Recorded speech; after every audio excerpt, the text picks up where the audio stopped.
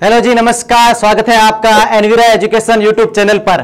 मैं जितेंद्र सैनी आपको biology subject पढ़ा रहा हूं। हमने अपने जस्ट प्रीवियस वीडियो के अंदर बोटनिकल नेम, साइंटिफिक नेम होते हैं, पर्टिकुलर जो बोटनी के यानी कि जो पादप हैं उनके हमने चर्चा स्टार्ट की थी और पर्टिकुलर सब्जी को लेकर, पादप को लेकर, फूलों को या सुगंध युक्त पादपों को लेकर या तने युक्त या जो आरोही वाले पादप होते हैं उन सभी के बारे में हमने पूर्ण रूप से डिस्कस कर लिया है। अगर आप सभी ने इनके बारे में अभी तक नहीं जाना है तो हमारे प्रीवियस वीडियो के अंदर जाकर उन सब के बारे में जानें, ताकि ये वाली जो कंसेप्ट बेस्ड चीजें हैं वो आपको आसानी से समझ में आ सके। आज अपना जो बोटनिकल जो नेम अपना एक सीरीज चल रही थी उसमें आज हम अगला पार्ट स्टार्ट करेंगे, मसालों वाले पादप, यानी कि ऐसे पादप जिनके मसालों के रूप में उपयोग में लिए जाते हैं। उन मसालों के वैज्ञानिक नाम काफी बार एग्जाम के अंदर आते हैं, क्योंकि सीजनल के अकॉर्डिंग एग्जाम होते ही सीजनल के अकॉर्डिंग वनस्पति के नाम आ जाते हैं। तो सबसे पहले हम बात करेंगे मसाला में केसर। आप सभी ने केसर का नाम सुना होगा, केसर मसाले का। तो केसर का वैज्ञानिक नाम क्या है? अब पहले तो अगर केसर है तो केसर किस स्थिति में या कौन से भौगोलिक क्षेत्र में उगता है या पाया जाता है, यह बहुत इंपॉर्टेंट चीज है। केसर के बारे में पता होना चाहिए। ये शीत इलाकों में ज्यादातर मिलता है और इसकी खेती शीत इलाकों में या ज्यादा अत्यधिक वर्षा वाले क्षेत्रों में अत्यधिक मात्रा में की जाती है। सबसे सुगंधित पादप के रूप में भी जाना जाता है, क्योंकि इसकी सुगंध महक पूरे के पूरे वनों के अंदर आसानी से महकती हुई दूर से भी सुनाई देती है। तो केसर के बारे में जानते हैं। केसर का वैज्ञानिक नाम क्या है? तो केसर का वैज्ञानिक नाम है क्रोकस सटाइवम। क्या है? Crocus sativum. केसर का वैज्ञानिक नाम है क्रोकस सटाइवम। अगला अपना जो मसाला है उसका नाम है धनिया। देखो, धनिया है, यह सभी सूखे की मसाले की बात कर रहे हैं, लेकिन इनका जो पादप रहेगा या उसके मसाले का वैज्ञानिक नाम एक ही है। काफी बार कंफ्यूज हो जाते हैं, क्योंकि धनिया कुछ लोग मानते हैं कि सूखे या हरे मसाले में अलग अलग होगा। अलग अलग नहीं होता, पर्टिकुलर स्पीसीज का नाम एक ही रहता है। अगला जो अपना मसाला है वो है धनिया। धनिया का वैज्ञानिक नाम क्या है प्यारे विद्यार्थियों? धनिया का वैज्ञानिक नाम है कोरिएंड्रम सटाइवम। याद रखना, एक ही स्पीसीज आ रही है पीछे की तरफ, प्रजाति एक ही आ रही है। केसर में भी आया था क्रोकस सटाइवम, धनिया में भी आ रहा है कोरिएंड्रम सटाइवम। क्या आ रहा है? Coriandrum sativum. फिर है नेक्स्ट अपना दालचीनी। तीसरा जो अपना मसाला है वो है दालचीनी।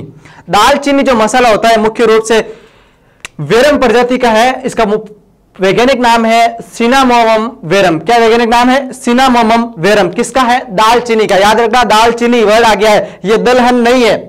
हमने पीछे दलहन के बारे में, वैज्ञानिक नामों के बारे में चर्चा की थी। यह दालचीनी दलहन में नहीं आता, मसाले में आता है। आपके एग्जाम के अंदर ऐसा भी क्वेश्चन आ सकता है, निम्न में से एक मसाला है उड़द, दालचीनी, मूंग या अरहर। तो आप सभी को पता होना चाहिए दालचीनी दाल या दलहन नहीं है, वो क्या है? एक मसाला है जिसका वैज्ञानिक नाम है सिनामोमम वेरम। क्या नाम है? Cinnamomum verum. किसका वैज्ञानिक नाम है? दालचीनी का। चौथा अपना मसाला है, इंपॉर्टेंट है, लौंग। क्या है? लौंग। लौंग मसाला होता है, इसका वैज्ञानिक नाम क्या है? इसका वैज्ञानिक नाम है यूजीनिया एरोमेटिका। क्या वैज्ञानिक नाम है? यूजीनिया एरोमेटिका लौंग का वैज्ञानिक नाम है। साइंटिफिक नेम है लौंग मसाले का। इसे बोटनिकल नेम भी पढ़ रहे हैं क्योंकि ये बोटनी के अंदर आता है। अगला अपना जो मुख्य मसाला है वो है जीरा। क्या है? जीरा। जीरा का वैज्ञानिक नाम है क्यूमिमम कैमिनम। क्या नाम है? क्यूमिमम कैमिनम। किसका वैज्ञानिक नाम है? जीरे का। आसानी से याद हो जाएगा। देखो, हमने केसर से स्टार्ट किया था। केसर का देखो क्रोकस सटाइवम, धनिया का कोरिएंड्रम सटाइवम, तीसरा हमने लिया दालचीनी सिनामोमम वेरम, अगला हमने लिया लौंग यूजीनिया एरोमेटिका, और अपना जो जीरा है उसका क्या है? क्यूमिमम कैमिनम। ये मुख्य मुख्य मसाले थे। इसके अलावा भी बहुत सारे मसाले हैं, जैसे इलायची। इलायची अत्यधिक उपयोग में लिया जाने वाला मसाला है, जिसे हम सूखे मसाला के रूप में भी काम में लेते हैं। इलायची का वैज्ञानिक नाम है एलिटेरिया कार्डामोमम। क्या नाम है? एलिटेरिया कार्डामोमम। किसका वैज्ञानिक नाम है? इलायची का। क्या है? एलिटेरिया कार्डामोमम। इलायची का वैज्ञानिक नाम है, बहुत इंपॉर्टेंट है। इलायची, जीरा, केसर और धनिया बहुत बार पूछे जाने वाले कॉमन वर्ड हो गए, क्योंकि इसके बारे में काफी बार एग्जाम में आ चुका है, क्योंकि ये सीजनल नहीं होते हैं। सीजनल नहीं, आप इसका वर्ड कह सकते सर जीरा तो एक सीजन में होता है, वो वाला सीजनल नहीं, यानी कि ये पर्टिकुलर हर एक सीजन के अंदर उपयोग में लिए जाने वाला है। केसर की कोई ऋतु नहीं, हम उपयोग में लेते हैं। उसी के आधार पर हमने बात की होगी। इलायची है, जीरा है, लौंग है, इनके बारे में। अगली बात करते हैं काली मिर्च। पहले तो काली मिर्च के बारे में पता होना चाहिए, ये एक मसाला है, लेकिन इसके पीछे मिर्च आ रहा है। मिर्च का मतलब ये सब्जी नहीं है, काली मिर्च है, जिसका अंदर से जो उसका दाने रूपी संरचना है उसको हम उपयोग में लेते हैं।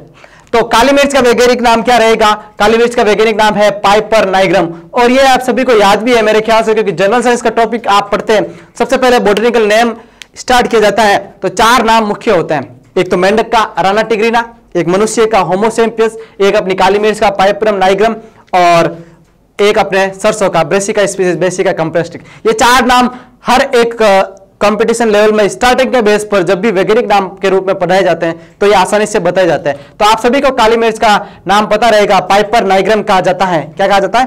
पाइपर नाइग्रम काली मिर्च का वैज्ञानिक नाम है। अगला अपना है 8वां नंबर जो मसाला है वो है सौंफ। क्या है? सौंफ।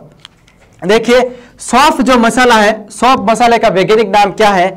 फिनिकुलम वल्गेर। क्या नाम है वैज्ञानिक? फिनिकुलम वल्गेर। फिनिकुलम वल्गेर नाम है वो सौंफ का वैज्ञानिक नाम है। सौंफ भी एक मसाले में आता है। देखो मुखवास में मिलेगा आपको।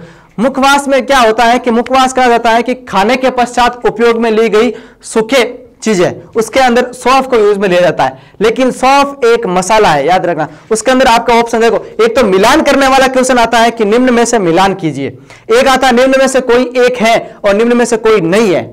वो वाले 3 क्वेश्चन आएंगे एक ही क्वेश्चन पे, एक ही बेस पर, यानी कि घुमा के पूछा जाएगा। सौंफ है तो मसाले के ऊपर अपने को चिन्ह करना है या मसाले वाला ऑप्शन राइट करना है, क्योंकि सौंफ भी मसाले में आता है। सौंफ को हम सूखे मेवे में नहीं रख सकते, सौंफ को हम मुखवास या भोजन के पश्चात उपयोग में ली जाने वाली सूखी चीजों के रूप में भी उपयोग नहीं कर सकते। तो सौंफ हो गया फिनिकुलम वल्गेर। क्या है? फिनिकुलम वल्गेर। अगला अपना जो है वो मसाला है सफेद सरसों। क्या है? सफेद सरसों। देखो नाम आ गया सरसों। सरसों का आपको पता है कि जो ब्रेसिका या नॉर्मल सी बात करें अपनी जो स्पीसीज है उसके समान ही पाया जाता है। तो सफेद सरसों का वैज्ञानिक नाम है सिनापिस अल्बा। अब सफेद सरसों क्या होता है? प्यारे विद्यार्थियों, अपने को पता है एक होती है काली सरसों, एक होती है सफेद सरसों और एक अपनी होती है जो पीली सरसों। पीली सरसों आम है, हमें ब्रेसिका कंप्रेस्टिस याद है उसका। सफेद सरसों का वैज्ञानिक नाम हो गया सिनापिस अल्बा। क्या हो गया? सिनापिस अल्बा। किसका वैज्ञानिक नाम है? सफेद सरसों का। अगला जो अपना वैज्ञानिक नाम है मसाले का वो है काली मिर्च। क्या है प्यारे विद्यार्थियों? काली मिर्च। काली मिर्च आप सभी ने सुना, सॉरी काली सरसों। काली मिर्च का था पाइपरम नाइग्रम, काली सरसों है ब्रेसिका नाइग्रा। देखो दोनों में एक कॉमन वर्ड आ रहा है नाइग्रा, यहां पर आ रहा है ब्रेसिका नाइग्रा। किसका है? काली मिर्च, काली सरसों का है। काली मिर्च में आ रहा है पाइपर नाइग्रम। पाइपर नाइग्रम किसका है? काली मिर्च का। ब्रेसिका नाइग्रा किसका है? काली सरसों का। तो ये मुख्य रूप से अपने जो मसाले हैं, और भी देखते हैं, एक दो मसाले इंपॉर्टेंट है। एक इसके साथ एक और वर्ड जोड़ देना, काली सरसों के साथ पीली सरसों। एक और वर्ड आप ऐड कर लीजिएगा, पीली सरसों। पीली सरसों, इसका वैज्ञानिक नाम ब्रेसिका कंप्रेस्टिस। क्या है वैज्ञानिक नाम? ब्रेसिका कंप्रेस्टिस। वैसे पीली सरसों को हम तेलीय, यानी कि जिससे हमें तेल की उत्पादकता होती है, तेलीय पादपों के अंतर्गत रखते हैं, लेकिन ये एक प्रकार का मसाला भी है, इसलिए पीली सरसों को मसाले के रूप में काम में लिया जाता है। अगला अपना है मोस्ट इंपोर्टेंट अदरक। अदरक भी एक प्रकार का मसाला है। अदरक को हम सब्जी के अंदर इंक्लूड नहीं कर सकते। याद रखना, कुछ एक कॉमन चीजें हैं, आपको उनके अंदर छांटान करना आना चाहिए कि सब्जियां कौन सी हैं, हरी सब्जियां कौन सी है, सब्जियों के अंदर मसाले कौन से आते हैं, सब्जियों में तेलीय पादप कौन से आते हैं, मुख्य रूप से जमीन के अंदर लगने वाली सब्जियां कौन सी है, तनों के आरोही के ऊपर लगने वाली सब्जियां कौन सी है, सीजनल सब्जियां कौन सी है। इस प्रकार से आप सभी को सब्जियों को या पादपों के ऊपर पाए जाने वाले फलों को अलग अलग कैटेगरी के अंदर डिफरेंस, उनके अंदर जो भिन्नता है उसके आधार पर उनको रखना आना चाहिए, ताकि आपका एग्जाम के अंदर क्वेश्चन बहुत गलत होने की चांसेस कम हो। क्योंकि अपने को पता है कि सब्जी को लेकर हर एक आदमी हर एक बात में अदरक को हम ऐड करते हैं सब्जी के अंदर। और मैं बात करूंगा मुख्य रूप से अभी तेलीय पादपों की बात करेंगे, उसके अंदर भी हम सरसों का साग बनता है। आपने सभी ने सुना होगा, पंजाब के क्षेत्र के अंदर सरसों का सब्जी साग बनता है, सरसों का साग बहुत फेमस है। लेकिन वो भी क्या है? तेलीय पादप। साइंस के अंदर आपको पढ़ना होगा तो इनके अंदर, इनकी कैटेगरी के अंदर ही रखना होगा। जनरल या लोकल के अंदर हम इसको कुछ में भी रख सकते हैं, वहां कोई मायने नहीं रखता है। तो अदरक जिजिम्बर ऑफिसिनेल। क्या है? अदरक का वैज्ञानिक नाम है अपने जिजिम्बर ऑफिसिनेल। ये भी एक मसाला है अदरक। और हल्दी भी एक मसाला है। हल्दी सब्जी नहीं है, याद रखना। हल्दी को लोकल के अंदर यानी कि सामान्य या आम जनता के तौर पर सब्जी के रूप में उपयोग किया जाता है, लेकिन साइंटिफिक रूप में जब आप कैटेगरी में रखेंगे तो वो हल्दी नहीं है, वो एक मसाला है, सॉरी एक मसाला है, सब्जी नहीं है। हल्दी का वैज्ञानिक नाम आप सभी को पता है, कुकुरका लौंगा। क्या है? कुकुरमा लौंगा। इंपॉर्टेंट क्या है? इंपॉर्टेंट है अदरक, जिंजर ऑफिशिनल। इंपॉर्टेंट है अपने केसर, क्रोकस सटाइवम। इंपॉर्टेंट है अपने लौंग, यूजीनिया एरोमेटिका। इंपॉर्टेंट है अपने काली मिर्च, पाइपर नाइग्रम। इंपॉर्टेंट है अपने इलायची, एलिटेरिया कार्डामोमम। इंपॉर्टेंट है अपने काली सरसों, ब्रेसिका नाइग्रा। ये मुख्य प्रकार के अपने क्या थे? मसाले थे। और इन्हीं मुख्य मसालों के तौर पर हमने वनस्पतिक नामों के बारे में चर्चा की। अब हम कुछ देखते हैं ऐसे पादप जो तेलीय पादप यानी कि वनस्पतिक नाम देखते हैं तेलीय पादपों का, जिन्हें हम अपनी लोकल लैंग्वेज में क्या बोलते हैं, उनका वनस्पतिक नाम क्या है, इनके बारे में भी जानते हैं। तो तेलीय पादप के अंदर बात करेंगे तो तेलीय पादप में सबसे इंपॉर्टेंट है नारियल। क्या है? नारियल। अगर आप सभी ने अभी जो हमारी सीरीज चल रही है कांस्टेबल भर्ती परीक्षा की, उसका आपने एग्जाम दिया होगा तो उसके अंदर एक क्वेश्चन भी आया था कि नारियल का कौन सा भाग खाया जाता है। तो अपन बात कर रहे हैं अभी तेलीय पादप के रूप में, तो नारियल। नारियल क्या है? कोकस न्यूसीफेरा। नारियल का वैज्ञानिक नाम क्या है? कोकस न्यूसीफेरा। क्या नाम है? कोकस न्यूसीफेरा। किसका है? नारियल का है। नारियल भी एक तेलीय पादप है, नारियल से तेल प्राप्त किया जाता है। अगला अपना जो तेलीय पादप है वो है तीसी। आपने से बहुत लोगों ने तीसी के बारे में नहीं सुना होगा। आप सभी को पता होना चाहिए कि तीसी भी एक प्रकार का तेलीय पादप है जिससे हमें तेल की प्राप्ति होती है। तीसी का वैज्ञानिक नाम क्या है? लाइनम यूसीटेटिसियम। लाइनम यूसीटेटिसियम। लाइनम यूसीटेटिसियम किसका नाम है? तीसी का नाम है। तीसी एक प्रकार का कौन सा पादप है? तीसी एक प्रकार का तेलीय पादप है। अगला हम बात करते हैं सूर्यमुखी या सूरजमुखी के बारे में। सूर्यमुखी या सूरजमुखी ये भी क्या है? एक प्रकार का तेल प्रदान करने वाला पादप है, तेलीय पादप है। इसका वैज्ञानिक नाम है हेलिएथस एनम। क्या वैज्ञानिक नाम है इसका? हेलिएथस एनम। किसका वैज्ञानिक नाम है? सूर्यमुखी का। किसका? सूर्यमुखी का वैज्ञानिक नाम है हेलिएथस एनम। अगला अपना तेलीय पादप है सरसों। देखो मैंने बात की थी कि सरसों को अंदर सरसों की कैटेगरी को हम तेलीय पादपों के रूप में रखते हैं क्योंकि सरसों से हमें तेल प्राप्त होता है, हम खाद्यान्न या सब्जियों में नहीं रखते हैं। ब्रेसिका प्रजाति पाई जाती है जो सरसों की, वो क्या है? एक प्रकार का तेल प्रदान करने वाली प्रजाति है। फिर हम बात करेंगे अरंडी की। अरंडी का तेल बहुत अत्यधिक मात्रा में प्रचलित भी है आम स्वभाव में। अरंडी का वैज्ञानिक नाम है रिसिनस कम्युनिस। क्या नाम है? रिसिनस कम्युनिस अरंडी का वैज्ञानिक नाम है। अगला हम बात करेंगे तिल। तिल एक प्रकार की कौन सी फसल है? खरीफ की फसल है तिल। आप सभी को पता है तिल एक तेलीय पादप है। तिल का वैज्ञानिक नाम है सिसेनम इंडिका। क्या नाम है? सिसेनम इंडिका। इंडिका प्रजाति आ रही है। देखो मैंने एक बार और बताया था कि जिसके पीछे इंडिका आ रहा है उनका मूलतः वैज्ञानिक नाम उसके लोकल लैंग्वेज के ऊपर रखा गया है। ये रहा सिसेनम इंडिका। किसका वैज्ञानिक नाम है? तिल का वैज्ञानिक नाम है। अगला हम बात करते हैं कुसुम। कुसुम का पादप भी एक तेलीय पादप है। क्या है? कुसुम पादप भी एक तेलीय पादप है और कुसुम का वैज्ञानिक नाम है कैरथेमस टिक्टोरिस। क्या नाम है?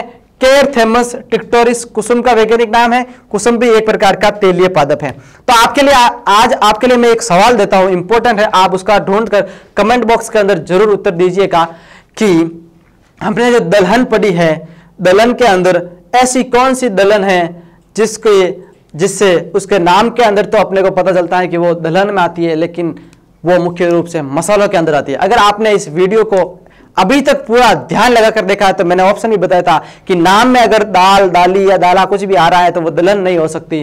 तो ऐसा कौन सा मसाला है या ऐसा कौन सा पादप है जिसके वर्ड के अंदर दाल शब्द यूज होता है लेकिन वो क्या नहीं है? दलहन में नहीं आती है। तो ये तेलीय पादपों के बारे में बात कर लिए। अब हम बात करेंगे कुछ रबर वाले पादपों के बारे में। हम रबर वाले पादपों के बारे में बात करेंगे, यानी कि ऐसे कुछ पादप हैं जिनसे हम क्या प्राप्त करते हैं? रबर प्राप्त करते हैं। रबर प्राप्त करने पर क्या कि कुछ ऐसे पादप है जिनसे उनके शारीरिक यानी कि शारीरिक लक्षणों, शारीरिक आंतरिक क्रियाओं से उत्पाद के रूप में रबर या शीर प्राप्त होता है। उन पादपों की बात करते हैं और इंपॉर्टेंट है अपना सबसे पहले पारा रबर। कौन सा? पारा रबर। ऐसे पादप जिनसे पारा रबर वाले पादप आपने सुना होगा जिनका उपयोग किया जाता है रबर बनाने के अंदर, कठोर रबर के अंदर उपयोग किया जाता है। उसका वैज्ञानिक नाम है हेविया ब्रेसिलियसिस। क्या नाम है? हेविया ब्रेसिलियसिस। किसका नाम है? पारा रबर पादप का नाम है जिससे हमें रबर की प्राप्ति होती है। अगला दूसरा अपना है कैस्टिला रबर। क्या नाम है? Castilla rubber. इसका वैज्ञानिक नाम है Castilla elastica. Castilla elastica. Castilla rubber का वैज्ञानिक नाम है, पारा रबर का नाम है हेविया ब्रेसिलियसिस। और अपना तीसरा है सियरा रबर। सियरा रबर का वैज्ञानिक नाम है मैनीहैट ग्लाजिवोबी। क्या नाम है? मेनी हर्ट ग्लाजिवोबी। तो हमने अभी मसालों के बारे में अध्ययन कर लिया, हमने तेलीय पादपों के बारे में अध्ययन कर लिया और हमने रबर उत्पादक करने वाले पादपों के बारे में भी अध्ययन कर लिया। अब हम कुछ महत्वपूर्ण तथ्यों के बारे में भी जानते हैं। अपने जो अगले वनस्पतिक नामों के अंदर पादपों का है वो है रेशे यानी कि फाइबर प्राप्त करने वाले पादप। इससे पहले हमने रबर वाले पादपों के बारे में भी अध्ययन कर लिया था और मुख्य रूप से मसालों और अन्य प्रकार के जो पादप है उनके बारे में भी हमने जानकारी प्राप्त कर ली थी। अपना नेक्स्ट है रेशे प्रदान करने वाले पादप, यानी कि कुछ ऐसे पादप है जिनसे अपने को रेशे प्राप्त होते हैं, फाइबर प्राप्त होते हैं, उन पादपों के वैज्ञानिक नामों की जानकारी लेते हैं। सबसे इंपॉर्टेंट है जुट, यानी कि जुट क्या है, एक प्रकार का पादप है, उससे क्या मिलता है अपने को रेशे प्राप्त होते हैं, जो जिसका उपयोग अपन इंडस्ट्रियल एरिया के अंदर बहुत प्रकार के मशीनरी के अंदर उसके साफ सफाई रख रखाव के लिए करते हैं। तो जुट का वैज्ञानिक नाम क्या है? जुट का वैज्ञानिक नाम है कोरकोरस ओलिटोरियस। क्या नाम है? Corchorus olitorius. किसका वैज्ञानिक नाम? जुट का वैज्ञानिक नाम। जुट एक रेशे प्रदान करने वाला पादप है। अगला इंपॉर्टेंट है सन पादप। सन एक प्रकार का रेशे प्रदान करने वाला पादप है जिसका वैज्ञानिक नाम क्या है? क्रोटोलेरिया जुन्सिया। क्या वैज्ञानिक नाम है? क्रोटोलेरिया जुन्सिया। किसका वैज्ञानिक नाम है? सन पादप का। सन एक रेशे प्रदान करने वाला पादप है। जुट भी एक रेशे प्रदान करने वाला पादप है जिसका वैज्ञानिक नाम है कोरकोरस ओलिटोरियस। क्या नाम है? Corchorus olitorius. तीसरा अपना है अलसी। क्या है? अलसी पादप। अलसी पादप का वैज्ञानिक नाम है लिनम यूसीटेटिसियम। क्या नाम है? लिनम यूसीटेटिसियम। किसका वैज्ञानिक नाम है? अलसी का। अलसी भी फाइबर वाला पादप है, रेशे वाला पादप है। और चौथा इंपॉर्टेंट है भांग पादप। भांग पादप रेशे प्राप्त करने वाला, यानी कि इसमें सबसे लो क्वालिटी वाले रेशे प्राप्त होते हैं भांग से। Cannabis sativa. भांग एक रेशे प्रदान करने वाला पादप है जिसका वैज्ञानिक नाम क्या है? Cannabis sativa. कैनेबिस सटाइवा भांग का वैज्ञानिक नाम है। तो ये चार मुख्य रूप से जुट, सन, अलसी और भांग रेशे प्रदान करने वाले पादप है जिनके वैज्ञानिक नाम जुट का कोरकोरस ओलिटोरियस, सन का क्रोटोलेरिया जुन्सिया, अलसी का लिनम यूसीटेटिसियम और भांग का कैनेबिस सटाइवा। ये मुख्य रूप से क्या थे? अपने रेशे प्रदान करने वाले पादप थे। अगला हम बात करते हैं टिम्बर प्रदान करने वाले पादप, यानी कि ऐसे पादप जिनसे हमें टिम्बर की प्राप्ति होती है। वो मुख्य रूप से अपने 5 प्रकार के पादप है जिनसे अपने को टिम्बर प्राप्त होता है। शीशम, टीक, साल, सेमल और चीर। 5 प्रकार के जो मुख्य पादप है, ये पांचों पादप है जो अपने को टिम्बर प्रदान करते हैं। तो सबसे पहले बात करते हैं हम टिम्बर वाले पादप की जिसका नाम है शीशम। क्या नाम है? शीशम। शीशम पादप का वैज्ञानिक नाम क्या है? शीशम पादप का वैज्ञानिक नाम है डलबर्जिया शिशु। क्या नाम है? डलबर्जिया शिशु शीशम पादप का वैज्ञानिक नाम है और ये अपने को टिम्बर प्रदान करते हैं। दूसरा अपना टिम्बर वाला पादप है टीक। टीक पादप। टीक पादप का वैज्ञानिक नाम है टेक्टोना ग्रैंडिस। क्या नाम है? टेक्टोना ग्रैंडिस टीक पादप का वैज्ञानिक नाम है। अगला है टिम्बर प्रदान करने वाला पादप साल। क्या नाम है? साल का पादप। साल का वैज्ञानिक नाम है सोरिया रोबेस्टा। क्या नाम है? सोरिया रोबेस्टा। किसका वैज्ञानिक नाम है? साल का वैज्ञानिक नाम है। अगला है सेमल पादप। सेमल पादप भी अपने को टिम्बर प्रदान करता है। सेमल का वैज्ञानिक नाम है सलमेलिया मालाबोरिका। क्या नाम है? सलमेलिया मालाबोरिका। किसका वैज्ञानिक नाम है? सेमल का। सेमल क्या है? टिम्बर प्रदान करने वाला पादप है। अगला है अपना लास्ट टिम्बर प्रदान करने वाला पादप चीर का वृक्ष, यानी कि चीर जो पादप है इनसे अपने को क्या प्राप्त होता है? इनसे भी अपने को टिम्बर प्रदान करता है ये भी, और इसका वैज्ञानिक नाम है पाइनस रास्कबर्गी। क्या नाम है? पाइनस रास्कबर्गी। ये मुख्य क्या थे? अपने सभी प्रकार के पादप थे जिनके बारे में हमने उनके वैज्ञानिक नामों का अध्ययन किया है। अब कुछ महत्वपूर्ण रूप से तथ्यों के बारे में जानते हैं, उसके बाद हम आगे लेंगे कि किस प्रकार के जो जंतु है उनके वैज्ञानिक नाम कौन से होते हैं, कौन से वर्ग के अंदर कौन से जंतु आते हैं, उनका पर्टिकुलर एक एक का डिस्क्रिप्शन हम देखेंगे। कुछ महत्वपूर्ण तथ्य देख लेते हैं जिनका डायरेक्ट क्वेश्चन आने की महत्वपूर्ण संभावना रहती है। वो है सबसे बड़ा स्तनधारी या स्तनी।